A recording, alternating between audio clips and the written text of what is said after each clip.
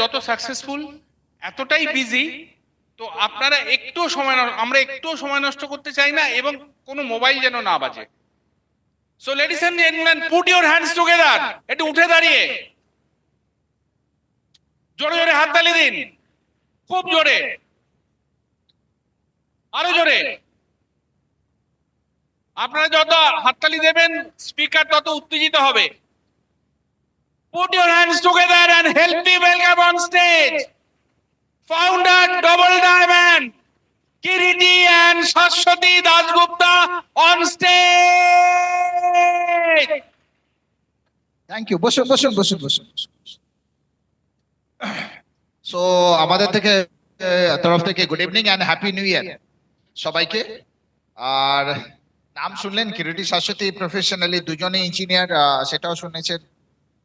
চাকরি করতে করতে আমরা বিজনেসটা শুরু করেছিলাম, বাট গত 25 বছর ধরে আমরা শুধু বিজনেসটাই বিল্ড করি, চাকরি আর করি না, কারণ করার দরকার পড়ে না। সো এতটাই পোটেনশিয়াল এখানে আছে।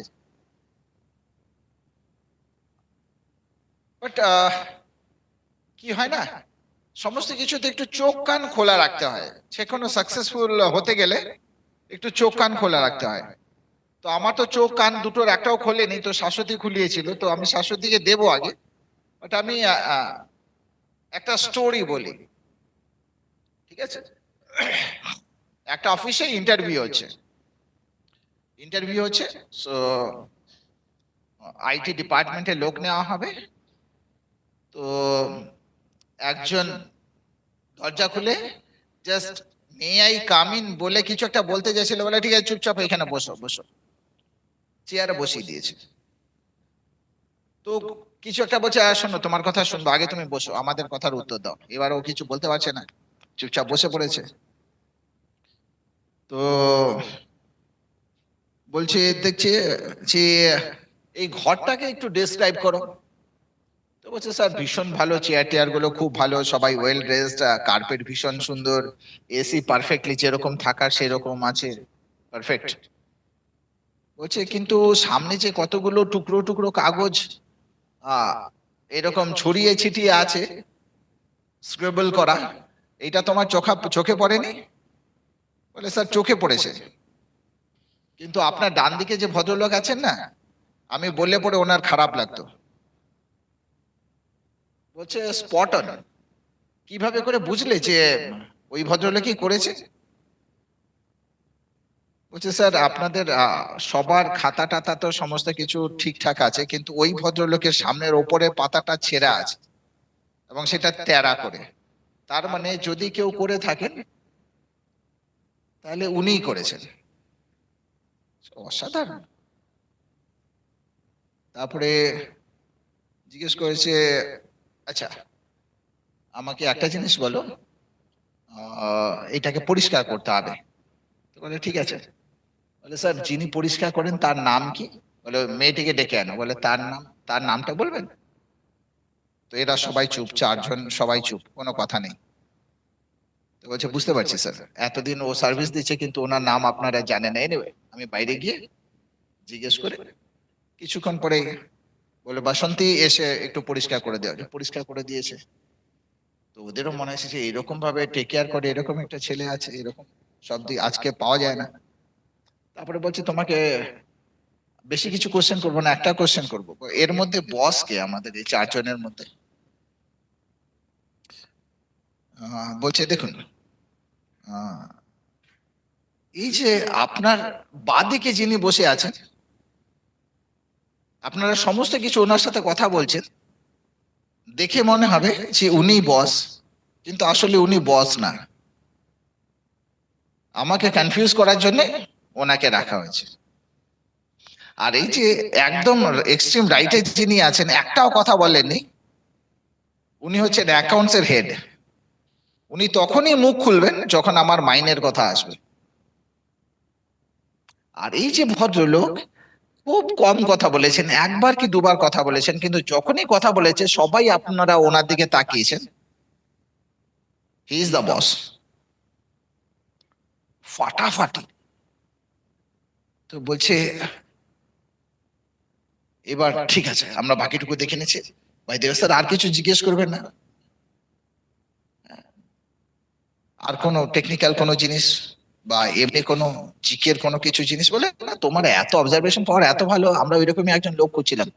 তো by the way you are Ganeshan, Hyderabad থেকে এসে বলে না স্যার, যিনি গণেশন উনি বাইরে ওয়েট করছেন, আমার নাম অশোক, আমি ক্যান্টিনে চাকরি করি। মানে বলে হ্যাঁ স্যার, আমি তো এখানে সবাই বললো যে এখানে সব বসেরা বসে আছেন, কার চা লাগবে, কার কফি লাগবে, কার কি স্ন্যাক্স লাগবে, একবার জিজ্ঞেস করে এসো। তো আমি স্যার জিজ্ঞেস করতেই ঢুকছিলাম, কিন্তু আপনারা আমাকে কথাই বলতে দিলেন না। বাই দ্য ওয়ে আমার ভীষণ ভালো লেগেছে এখানে এসে, thank you so very much. So যে চা দিতে এসেছিল সে অলমোস্ট আইটি ডিপার্টমেন্টে হেডে চাকরিটা পেয়ে যাচ্ছিল জাস্ট অবজারভেশনের জন্য। তো সাকসেসফুল হতে গেলে সবচেয়ে বেশি জিনিস যেটা দরকার পড়ে সেটা হচ্ছে অবজারভেশন। ঠিক আছে, সেটা হচ্ছে অবজারভেশন। তো আমি কি করছি সেটা করার আগে উল্টো দিকে শুনছি, ভালো করে শুনছি, দেখছি, সেই অবজারভেশন যদি থাকে, আমার ছিল না, যার ছিল তাকে দিই। So over to Shashwati. Good evening, happy new year. So আজকে একটা ট্রেনিং, এবং যথারীতি যে ট্রেনিংটা আমরা যেভাবে শুরু করি, সবাইকে একটাই কথা বলবো, প্লিজ প্লিজ প্লিজ একটা কারণ খুঁজে বের করুন যে কেন আপনি এই ব্যবসায় এসেছেন। ঠিক আছে, দেখুন, যখন যেদিন আপনি প্ল্যান দেখেছিলেন, তারপর কিছু একটা কারণ ছিল তো এই ব্যবসাতে আসার। যেমন আমি নিজের কথা বলি, আমি যখন প্ল্যান দেখেছিলাম, আমি তখন অলরেডি একটা ভালো চাকরি করি, কিন্তু আমার বাচ্চা হওয়ার পর থেকে আমার মনে হতো আমি পার্সোনাল লাইফ আর প্রফেশনাল লাইফকে ব্যালেন্স করতে পারছি না। তার আগে কিন্তু আমার চাকরিটা করতে ভালোই লাগতো, কিন্তু যে তখন থেকে আমি কিছু খুঁজছিলাম, এবং যেদিন আমি এই ব্যবসার প্ল্যানটা দেখলাম সেদিন থেকে কিন্তু আমাকে আর পেছনে ফিরে তাকাতে হয়নি। আমি তখনই বুঝে গেছিলাম আমি পেয়ে গেছি। এবং তারপরেও আমার কাছে অনেক সময় হয়েছে যে আমার অনেকবার মনে হয়েছে, গল্পটা হয়তো আপনারা অনেকেই জানেন, যে প্রথম 8 মাস সেরকম ভাবে কিছু করতে পারিনি। একটা সময় আমার ব্যবসাটা ছেড়েও দিতে গেছিলাম। যাই হোক, আমাদের আপলাইন সুভাষিস দা এবং সুজাতা দি, এটা বিরাট হাততালি হতেই পারে, থ্যাংক ইউ থ্যাংক ইউ। তো তারা যেটা বলেছিলেন যে যেটা তুমি ভালো করে শুরুই করনি, ছাড়বে কি করে, অন্তত ঠিক করে করো। তারপরে 6 মাসে কিন্তু আমরা একদম গল্পটা অন্য হয়ে গেছিল। তার মানে কি, এই যে আমি একটা কারণ খুঁজে পেলাম, সেই কারণটাও কিন্তু আমার মাঝখানে কিন্তু হারিয়ে গেছিল। তখন কিন্তু আমার কাছে বড় হয়ে গেছিল যে আমি কেন পারছি না। এরকম কিন্তু হয় অনেক সময়, একটা কারণ দেখে তো আমরা সবাই জয়েন করি, কিন্তু তারপরে কিন্তু একটা সময় যখন আমাদের কাছে নেগেটিভিটি গুলো ফেস করি, অ্যাকচুয়ালি দেখুন, বাইরে থেকে কেউ নেগেটিভ ফেস করে না, বাইরে যেটা ফেস করে তার ফলে ভেতরে যে নেগেটিভিটিটা আসে সেটাই কিন্তু আসল কথা। ওকে, তখন যেটা মনে হয় যে আমার বোধহয় হচ্ছে না, কখনো কিন্তু মনে হয় না যে আমি করতে পারছি না বা আমি করছি না, আমার হচ্ছে না কেন। ঠিক আছে, তো পরের যখন আমাকে এখন সবাই জিজ্ঞেস করে যে প্রথম 8 মাস তোমার হয়নি, পরের 7 মাসে তুমি সিলভার গেলে, সিক্রেটটা কি, চাবি কাঠি, মানে অনেকে বলে না চাবি কাঠিটা কি, আমি বললাম চাবিও আমি কাঠিও আমি। প্রথম 8 মাস আমি কাঠি ছিলাম, পরের 7 মাসে আমি চাবি ছিলাম। ঠিক আছে, তো এটাই হচ্ছে ব্যাপার। তো অ্যাকচুয়ালি আমি সবাইকে বলবো যে প্রত্যেকে যে কারণটার জন্য ব্যবসায় এসেছিলেন, সেটা যদি সব পাওয়া হয়েও গিয়ে থাকে, তারপরে আরেকটা গোল সেট করব। যখন আমি এই চাকরিটা ছেড়ে দিতে পারলাম, আমি যখন এমআরএল কোয়ালিফিকেশনে থাকার সময় আমি যথেষ্ট রোজগার হয়ে গেছে, বেড়ে গেছে, আমি চাকরিটাও ছেড়ে দিলাম, তারপরে আমার তো গোল পূরণ হয়ে গেল। তারপর থেকে যখন আমরা এমআরএল, তারপর আমরা ফাউন্ডার ডাবল ডায়মন্ড গেলাম কি করে? আমি যেখানে গেছি সেইখানে আরো অনেককে নিয়ে যেতে হবে তো, তাই না? তো এইটাই ব্যাপার। সুতরাং কিছু না কিছু গোল যখন সেট হয়ে, মানে আপনি যেটা সেট করবেন সেটা যখন কমপ্লিট হয়েও যাবে, অ্যাচিভমেন্ট হয়েও যাবে, আবার নতুন গোল সেট করব। কারণ যখন গোল সেট করবেন না সেটা অ্যাচিভ করবেন, তার মাধ্যমে কিন্তু আমরা বিজনেসটাকে এগিয়ে নিয়ে যাব। সুইজারল্যান্ড যেতে চান? চিন্তা নেই, একটাও পয়সা দিতে হবে না, আমি নিয়ে যাব। কারা কারা যেতে চান হাত তুলুন। সবাই যারা এখনো হাত তুললেন না, আমি জানি না তারা কেন হাত তুললেন না। এনিওয়ে, একবারও জিজ্ঞেস করলেন না তো কিভাবে নিয়ে যাবে? আমি তো হাঁটিয়েও নিয়ে যেতে পারি। ওকে, অ্যাকচুয়ালি কি বলুন তো, সুইজারল্যান্ড ডেস্টিনেশনটাই এমন যে সবাই যেতে চায়। কিভাবে যাবে সেটা কিন্তু বড় কথা নয়। যখন আপনারও গোল বা ড্রিম যখন খুব প্রিয় হবে, তখন কিন্তু কিভাবে যাবেন সেটা বড় কথা নয়, ঠিক যেভাবে হাত তুললেন সেইভাবেই কিন্তু বিজনেসটা করে ফেলতে হবে। ওকে, তো দেখুন আমরা যখন আবার ফিরে এলাম, মানে সেই প্রথম 8 মাসের পরে যখন আবার জানুয়ারি 99-এ যখন আবার নতুন করে শুরু করলাম, আবার নতুন করে 3% গেলাম। আগে যারা গল্প জানেন না তাদের জন্য একটু ছোট্ট করে বলি, আমরা জয়েন করেছিলাম মে 1998-এ, এবং প্রথম মাসেই 6%, পরের মাসেই 9%। ভেবেছিলাম এভাবেই পৌঁছে যাব বাকি পিনগুলোতেও, কিন্তু তারপরে যেটা হলো, এটা তো আর নামতা নয়, হ্যাঁ। তো যেটা হলো, আমরা কিন্তু আস্তে আস্তে আবার 9 থেকে 6, আবার 6 থেকে 3 করে করে ডিসেম্বর 98-এ আমাদের টিমে 65 জন লোক, কিন্তু 52 পিভি খালি পার্সোনাল। তখন সুভাষিস দাকে, বৌদিকে ফোন করে সেই বলেছিলাম যে বিজনেসটা ছেড়ে দেবো। তারপর সেই সুভাষিস দা বৌদি সেই বিখ্যাত উক্তি। তারপর জানুয়ারি মাসে আবার শুরু করলাম, এবং জানুয়ারি মাসে আমরা কিন্তু আবার 3% গেলাম। ঠিক আছে, এইবার ফেব্রুয়ারি মাসের 3 তারিখে আমার মনে আছে একটা এখনো, ত্রিপুরা হিত সাধনী সভায় সুভাষিস দা একটা 3% আপ করেছিলেন, এবং সেইখানে সুভাষিস দা, সুজাতা দি ডিক্লেয়ার করেছিলেন যে ওনারা জুলাই মাসে এমারাল্ড কোয়ালিফিকেশনে ঢুকছেন। ঠিক আছে, জুলাই মাসে। ফেব্রুয়ারি মাস, জুলাই মাস, বুঝতেই পারছেন আমরা তখন 3%, কোনো সিলভার যাওয়ার কথা কেউ ভাবতেও পারবে না এত কম সময়ের মধ্যে। এবং তখন বললেন আমাদের অনিরুদ্ধ, মহুয়া, দেবাশিস, মিতা, আমাদের দুটো আইডেন্টিফাইড লেগ আছে, টিম আছে। থার্ড টিমটা আমাদের অনেকগুলো 3%-এর টিম রয়েছে, থার্ড আমাদের কে হতে চাও, কে আমাদের এমারাল্ড টিম হবে? অদ্ভুত ভাবে ওই বলে না, কি একজন ধাক্কা দিয়ে দিয়েছিল, মানে জলে পড়ে গেছিল, তারপর উঠে বলেছিল কি আমায় ধাক্কা দিল, কি হতে কেউ হইয়া গেল, আমি হঠাৎ করে হাত তুলে ফেললাম। এখনো জানি না, সুভাষিস দা পর্যন্ত পরে ফিরে এসে বলেছিলেন শাশ্বতী ওটা গোল নয়, ওটা চৌকো। ঠিক আছে, কিন্তু আমি বলেছিলাম যে না, যখন বলে ফেলেছি তখন আমি যাব।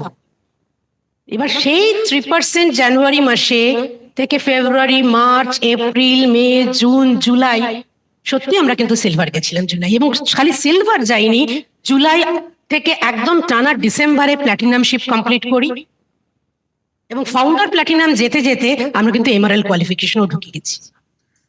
তার মানে সম্ভব, এটা কিন্তু সম্ভব, কারণ ভেতর থেকে একটা বার্নিং ডিজায়ার।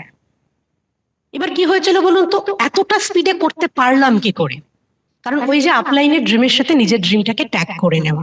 কখনো দেখেছেন দেখবেন একটু হাইওয়ে দিয়ে যেতে যেতে একটা বাস বা ট্রাকের পেছনে একটা সাইকেল ধরে নেয়, তখন কিন্তু সেই সাইকেলটা স্পিডটার, সাইকেলের স্পিড থাকে না, তখন বাসের স্পিড বা ট্রাকের স্পিডে চলতে থাকে।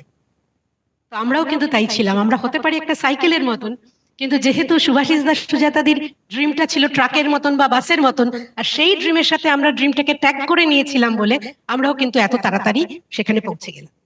ওকে, এবার দেখুন যারা ইঞ্জিনিয়ারিং এ ভর্তি হয়, দেখুন প্রত্যেকটা ড্রিম বা গোল কিন্তু একটা প্রজেক্টের মতন। এই নয় যে আজকে সেট করলাম কালকেই পৌঁছে যাব। ধরুন আমি একটা এক্সাম্পল দিচ্ছি, যখন একটা কেউ MBBS এ ভর্তি হয়, সে ডাক্তার হবে বলেই তো ভর্তি হয়, কিন্তু সে কি ফার্স্ট ইয়ারেই ডাক্তার হয়ে যাবে নাকি? তাই না? তো অন্তত 5 বছর লাগবে, 4.5 বছর লাগবে। আবার একটা ইঞ্জিনিয়ারিং এর স্টুডেন্টও কিন্তু জানে যে তার 4 বছর লাগবে BE বা BTech পাস করতে। তো এইটাই ব্যাপার, আমাদের ব্যবসাটাতেও আপনি কি গোল সেট করছেন তার উপর ডিপেন্ড করবে আপনি কতদিনে সেখানে পৌঁছবেন। যদি আপনার গোল হয় জাস্ট কোনো রকমে 5,000 টাকা রোজগার করা, সেটা হয়তো 3 মাসে বা 6 মাসেও হয়ে যেতে পারে। কিন্তু যদি আপনি সত্যিকারের ডায়মন্ড শিপের জন্য বিজনেসটা বিল্ড করতে চেষ্টা করেন, তাহলে কিন্তু আপনার অ্যাটলিস্ট একটা 5 বছর বা 10 বছরের একটা গেম প্ল্যান। এবার এই মাঝে বাকি পিনগুলো কিন্তু মাইলস্টোনের মতো আসবে। আবার 5,000 টাকার জন্য যে এসছে, এই নয় যে সে 5,000 টাকার পরে থেমে যাবে। 5,000 টাকার পরে হয়তো সে 10,000 টাকা, আরো অনেককে 5,000 টাকা রোজগার করিয়ে দেওয়ার জন্য সে কিন্তু তাদেরকে হেল্প করার থ্রু দিয়ে কিন্তু এই বিজনেসে এগিয়ে যাবে। এটাই হচ্ছে ব্যাপার। তো আপনি কি কোথায় এসেছেন সেটা তো আমি জানি না। তো সেই জন্য আমি সবাইকে বলবো যে গোল সেট করাটা কিন্তু একটা ভীষণ দরকার। এবং অবশ্যই ফেক। আমি যেটা বলতে চাইছি সেটা হচ্ছে 5 স্টেপস টু সাকসেস। মানে প্রথম ঠিক করুন যে কেন করবেন, তারপর সেটা একটা গোল সেট করুন, এবং গোল কিরকম ভাবে সেট করবেন। যেমন আমার মনে আছে এখনো, আমি প্রথমেই সুভাষিস দা বৌদিকে জিজ্ঞেস করেছিলাম, আচ্ছা আমি তো চাকরি ছাড়বার জন্য এসেছি, এবার আমার মাইনে এত, কত টাকা ইনকামে গেলে আমি মাইনে চাকরিটা ছাড়তে পারবো? সুভাষিস দা বলেছিলেন যে কি একটা হিসেব করে, তোমার মাইনে এত, 4 গুণে যেদিন তোমার মাইনেটাকে রিপ্লেস করা যাবে, কথার কথা বলছি, আমার হয়তো 25,000 টাকা তখন মাইনে ছিল, এবার 1 লাখ টাকা যখন তুমি এই ব্যবসা থেকে ইনকাম করবে, তখন তুমি চাকরি ছাড়ার কথা ভাবতে পারো। এবার আমার নেক্সট প্রশ্ন, তাহলে 1 লাখ টাকা কোন পিনে হতে পারে? তারপরে সেই আমার মনে আছে এখনো, সুভাষিস দা আমাকে নিয়ে এডিসি গেলেন। এডিসি গিয়ে সেই ওখানে বসে আমরা তখন ঠিক করলাম যে এমারেল বোনাসটা নিয়ে আমরা একটু পড়াশোনা করব। তখন মনে আছে আমি সে মাসে 3% আর সুভাষিস দা সে মাসে সিলভার গেছে। তো একজন সিলভার তার 3% টিম একটা লিডারকে নিয়ে, লিডার কিনা জানি না, তো গেছে কিনা এমারেল বোনাস, এমারেল কমিশন কি করে ক্যালকুলেট করতে হয়। এবং সেই দিন ডিসিএস এ মনে আছে তখন অ্যামওয়ে অফিস ছিল নিউ আলিপুরে, সেই দুর্গাপুর ব্রিজের নিচে। তো ওখানে গিয়ে আমরা দুজন মিলে সেই ম্যানুয়াল নামানো হলো ওপর থেকে, সেখানে পড়াশোনা করে দেখা গেল যে এইভাবে, তখন দেখা গেল যে না, এমআরএল লেভেলে মোটামুটি একটা যদি স্ট্রাকচার নিয়ে এমআরএল যাওয়া যায়, তাহলে তখনকার দিনে 1 লাখ টাকার মতো ইনকাম হতে পারে। ব্যাস আমার ড্রিম সেট হয়ে গেল, তাহলে আমি এখন এমআরএল যাব। ঠিক আছে, এইভাবে আমরা তখন তাহলে ঠিক করলাম যে এবার জুলাইয়ের মধ্যে তো আমাকে সিলভার যেতেই হবে। আর এবার তার জুলাইয়ে সিলভার যেতে গেলে আমি তখন ফেব্রুয়ারিতে, মানে ফেব্রুয়ারি মাসে আমার তখন সবে জানুয়ারিতে 3% গেছি, তাহলে ফেব্রুয়ারিতে 9%, তারপর মনে আছে মার্চে 9%টাকে একটু হায়ার ওয়েতে কোয়ালিফাই করলাম। এর মধ্যে আমার একটু পায়ে চোটও লাগলো, সেটা নিয়েই চলে গেলাম আমি। মানে প্রথম কয়েকদিন একটুখানি মন খারাপ হয়ে বিছানায় শুয়েছিলাম, তারপর ভাবলাম যে বিছানায় শুয়ে আছি, আমার জন্য ভালো ভালো কি হচ্ছে। দেখলাম যে আমার কাছে সারাদিন আমি চাকরি করি, তারপরে ব্যবসা বিল্ড করি, এখন বেরোতে পারছি না, মেয়েকে দেখতে পাচ্ছি, মেয়ের কাছে সময় কাটাতে পারছি। তখন কিন্তু আমার কাছে আবার একটা পজিটিভ এলো যে অনেক কিছু আমি করতে পারি না, কিন্তু আজকে আমি সেটা কিন্তু করতে পারছি। ঠিক আছে, তো তখন আমি শুয়ে শুয়ে কি করেছিলাম শুনলে অবাক হয়ে যাবেন। তখন কিন্তু এত অনলাইন নেই। হ্যাঁ, এটা কিন্তু আমি 99-এর ফেব্রুয়ারির কথা বলছি বা মার্চের কথা বলছি। তখন আমি যেটা করেছিলাম, আমার বাড়িতে একটা ফিলিপস পাওয়ার হাউস ছিল, সেইখানে একটা রেকর্ড, তখন প্রোডাক্ট আর কটা, মাত্র 10-12টাই হবে, সেইখানে একটা রেকর্ডিং করে প্রতিটি প্রোডাক্ট তার ডেমো এমন ভাবে রেকর্ডিং করেছিলাম যে লোকে শুনলে ভিজুয়ালাইজ করবে, এবং সেই কটা প্রোডাক্টের কিভাবে ডেমো করব, তার কস্ট এফেক্টিভিটি সমস্ত ডিটেলস রেকর্ড করে সেইটাকে একটা ক্যাসেটে করে করে, সেই ক্যাসেট কপি করে করে সমস্ত ডাউনলাইনের মধ্যে ছড়িয়ে দিয়েছিলাম। এবং ওই বিছানায় থেকে আমার মনে আছে আমি কিন্তু 3টে পিন চেঞ্জ করেছিলাম, 9% থেকে 12%, 12% থেকে 15%। এবং যখন আমি 15%-এ স্টেজে উঠি, সেটা বোধহয় মে মাস বা কিছু, হ্যাঁ জুন মাসের আগেই আমি 15 গেছি, মে মাসে গেছি। তো মে মাসে কিন্তু তখনও আমার পায়ে ক্রেপ ব্যান্ডেজ, ওকে, এবং যথারীতি কিন্তু আমি জুলাই মাসেই আমরা কিন্তু সিলভার গেলাম, ওকে। তো এইটাই হয়, মানে অনেক সময় মনে হয় যে আমি চাইছি এক, হচ্ছে আর এক। যদি আপনার কোনো ফাঁকিবাজি না থাকে, সবসময় একটা এই বিশ্বাস রাখবেন, যখন এটা আমার সাথে হচ্ছে নিশ্চয়ই এটার পেছনে কোনো কারণ আছে। এটা হচ্ছে যখন আমার এটা হওয়া কিন্তু আমার জন্য ভালো, এবং তখন কিন্তু সেটাকেই বিশ্বাস করে এগোতে হবে। যে আপনি কি পারছেন না সেটা না ভেবে, না কেঁদে, আপনি কি পারতে পারেন এটা হয়েছে বলে সেইটা ভাবা, ওকে ওকে। এবং প্ল্যান, আমরা বলি না আমার প্ল্যানটা ঠিক কাজ করলো না, অ্যাকচুয়ালি প্ল্যান কাজ করে না, আমরাই প্ল্যান করতে ঠিক মতো প্ল্যান করতে পারি না। We fail to plan, plan never fails, we fail to plan, okay. তখন দেখুন আমার এই ব্যবসাটা করার কোনো কারণ নেই, কারণ আমি একটা চাকরি করি এবং সেই চাকরিটা যথেষ্ট টাইম ডিম্যান্ডিং। কিরিটি চাকরি করে এবং যার ফলে আমাকে বিজনেসে হেল্প করতে পারে না। আমার একটা 1.5 বছরের ছোট বাচ্চা, নিউক্লিয়ার ফ্যামিলি, যথেষ্ট কারণ ছিল কিন্তু আমার বিজনেসটা বিল্ড না করার। কিন্তু একটাই কারণে আমি বিজনেসটা বিল্ড করেছি, আমাকে ফ্লেক্সিবল মম হতে হবে। তো এই একটা কারণ, মানে আপনি হাজারো কারণ পাবেন যে কেন করবেন না, হাজারো কারণ কিন্তু আপনার খুব ক্লোজ লোকেরা দেবে যে এই কারণে করবে না, তোমার এই কারণে করা উচিত না। কিন্তু আপনি একটা কারণ বের করুন যে না আমাকে করতেই হবে, নয়তো আমার এই স্বপ্নটা কে সফল করে দেবে, আর কেউ করে দেবে না কিন্তু। তো এই যে ব্যাপারটা না, এর ফলে last but not the least হচ্ছে অ্যাকশন। 5 স্টেপস টু সাকসেসের last but not the least হচ্ছে action with the proper attitude, success মাইন্ডের সাথে আমরা যেন সেটাকে করি। এবার কি হচ্ছে না, অ্যাকশনে কি কি করব? অ্যাকশনে আমরা যেটা করব সেটা হচ্ছে 9 কোর স্টেপস। 9 কোর স্টেপস এর মধ্যে আমি বলবো যে অবশ্যই রোজ প্ল্যান দেখাবেন, যেন প্রত্যেক দিন অন্তত প্ল্যান দেখা। দেখুন প্রত্যেক দিন প্ল্যান দেখানো আমি জানি নতুন লোকেদের অনেক সময় সব সম্ভব হয় না, কারণ আপনাদের অনেক সময় চাকরি থাকে, প্রেজেন্ট প্রফেশন থাকে, কিন্তু এমন ভাবে কিছু কাজ করা যাতে রোজ অন্তত চেষ্টা তো করা। সেই বিল ব্রিটের একটা বিখ্যাত গল্প আমার মনে পড়ে। বিল ব্রিট প্রত্যেকদিন রাত একটা অন্তত প্ল্যান না দেখিয়ে কিন্তু উনি ডিনার করতেন না। একদিন ওনার কোনো কাজ ছিল, কিছুই প্ল্যান হয়নি, প্ল্যান শো হয়নি, অনেক রাত হয়ে গেছে, বৃষ্টিও পড়ছে, তখন ভাবছেন বাড়ি ফিরতে ফিরতে যে আজকে আমার কোনো প্ল্যান শো হলো না। হঠাৎ রাস্তায় দেখছেন একটা কেউ ওই স্ট্রিট লাইটের নিচে একটা রেইনকোট পরা একটা লোক আস্তে আস্তে দুলছে। বাহ, এই লোকটাকে তো পাওয়া গেছে। গিয়ে সেখানে গাড়ি থামিয়েছেন।